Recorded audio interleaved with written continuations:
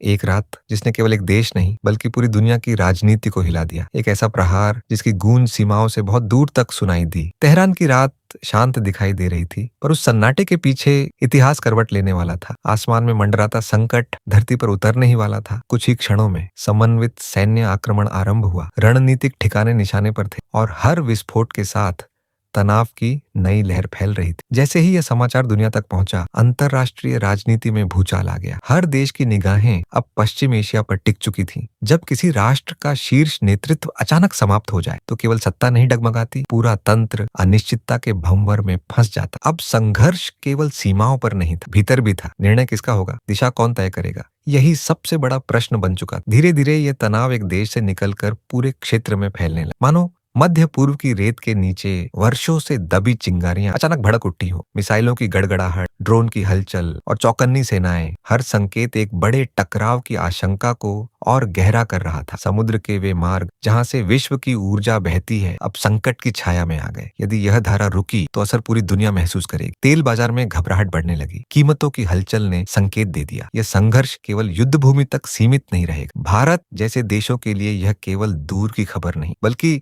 दैनिक जीवन से जुड़ा प्रश्न है। ऊर्जा, व्यापार और अर्थव्यवस्था सब प्रभावित हो सकता। अब दुनिया की निगाहें युद्ध पर नहीं, समाधान पर है। बातचीत, कूटनीति और समझौते, क्या यही इस संकट को रोक पाएंगे? पर इतिहास गवाह है, जब तनाव अपनी सीमा पार करता है तो छोटी चिंगारी भी विशाल अग्नि बन सकती। आज दुनिया एक ऐसे मोड़ पर खड़ी जहां लिया गया हर निर्णय आने वाले वर्षों की दिशा तय करेगा। एक घटना जिसने शक्ति संतुलन बदल दिया, एक संकट जिसकी कहानी अभी अधूरी है, और एक भविष्य जो अभी भी अनिश्चित है।